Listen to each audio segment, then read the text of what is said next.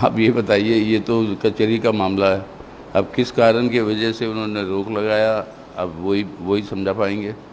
क्योंकि अगर वो रिहा होते हैं तब भी तो वो सुनवाई चलेगी ना।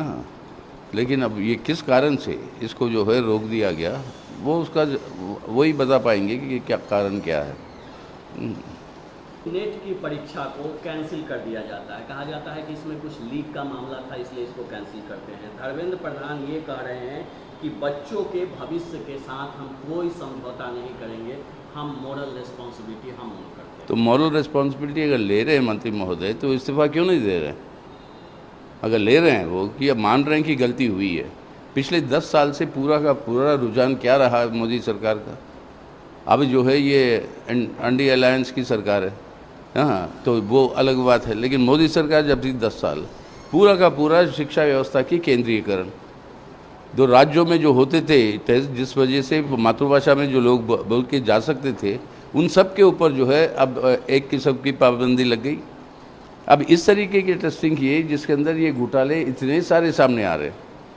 और ये पहली बार नहीं है, जहाँ भी बीजेपी का प्रशासन रहा है, मध्य प्रदेश में व्यापक का कांड हुआ और उसी तरीके के कांड अब हो रहे हैं। आपके CET में जो उसको रद्द कर दिया गया, अब नीट के अंदर खुद सरकार मान रही है कि बहुत धांधलियाँ हुई है, पेपर की लीकिंग हुई है।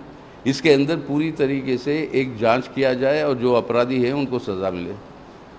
तीसरी बात, हम जो मुख्य बात ये कह रहे हैं कि ये जो केंद्रीकरण कर रहे हो ये पूरे टेस्टों की, इसको जो है अब हटाइए। जो पुराना सिस्टम रहा है जहाँ पर राज्यों का भी अपना अधिकार है, याद रखिएगा संविधान के अंदर शिक्षा का जो टॉपिक है वो है आपके कंकरेंट लिस्ट में, यानी इसके अंदर जिम्मेदारी राज्यों का भी है, केंद्र का भी है। अब केंद्र एक तरफा वो पूरी जिम्मेदारी वो खुद ले रही है और निर्णय ले रहे हैं, ये बहुत गलत हो रहा है। ये एकदम बहुत बड़ा फेलियर है सरकार की कि आपने इस तरीके के एंट्रेंस एग्जामिनेशंस के साथ ये खिलवाड़ किया और लाखों करोड़ों की तादाद पे हमारे जो छात्र हैं, इस देश के भविष्य है वो, अब उन लोगों की ज़िंदगी के साथ ये जो खिलवाड़ जो हो रही है, ये बर्दाश्त नहीं है। इसके अंदर जांच करवाइए और सज़ा मिलनी चाहिए, कड़ी से कड़ी सज़ा। कहीं अपना गवर्नमेंट मिल जाएगा और स्टेट को। कब से सुन रहे ये बात? अब कुछ नई बात तो बोले वो मतलब ये बात हम सुनते आ रहे हैं उनके मुंह से, प्रधानमंत्री के मुंह से और गृह मंत्री के मुंह से कई बार।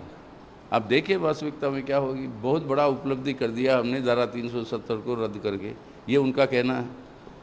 हुआ क्या? कश्मीर के अंदर एक भी सीट जीत नहीं पाई बीजेपी।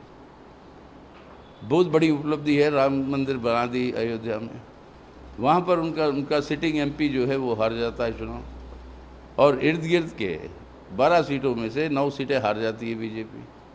तो ये जो वो अपने आप समझते कि उपलब्धियां हैं, वो देश की जनता नहीं समझ रही है।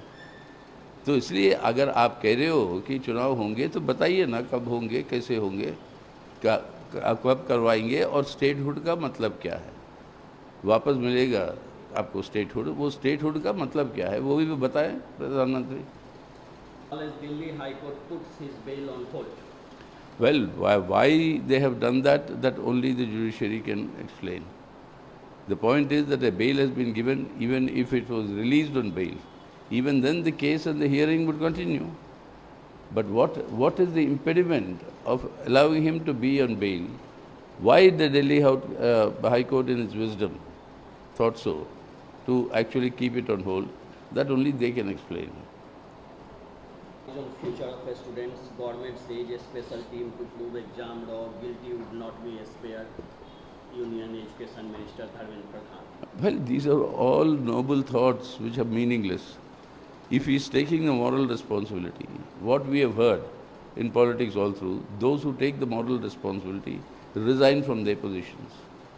But he is doing nothing of that sort. But tell me, what is the meaning of the centralization which we have been opposing for even entrance exam tests? The CET has been cancelled now. The NET, that is also under anti-controversy. Now the CUET, Central Universities Entrance Test, that is also in a big controversy, and lots of scams are there connected with it. And now this NEET. And now it is clear the papers are being leaked, they are being sold. It's a sort of a commercialization that's happening. And this is something that is playing havoc with the future of our country. Crores of our students are suffering because of this. They are India's future. And this government is singularly responsible through this centralization to actually jeopardizing India's own potential and the future. So what we are saying is scrap this National Testing Agency. The NTA should be scrapped. And the NEET, whatever the irregularities, a high-powered inquiry, irregularities that are found, strict action and punishment must be meted out. J&K will choose its own government soon, drops a hint that a statehood. Is this anything new? We are tired of hearing this from the Prime Minister and the Home Minister. They go on repeating this, elections will be held, statehood will be restored. But when will the elections be held? What is the meaning of statehood that you are talking of? Nobody knows. And they don't clarify. So all these things, till something tangible, abrogation of Article 370, a big service they have done to the nation. What is the result? They lost all elections in Kashmir. And what they called, they controlled terrorism. You had the spate of terrorist activities since the elections were over. So what is happening there?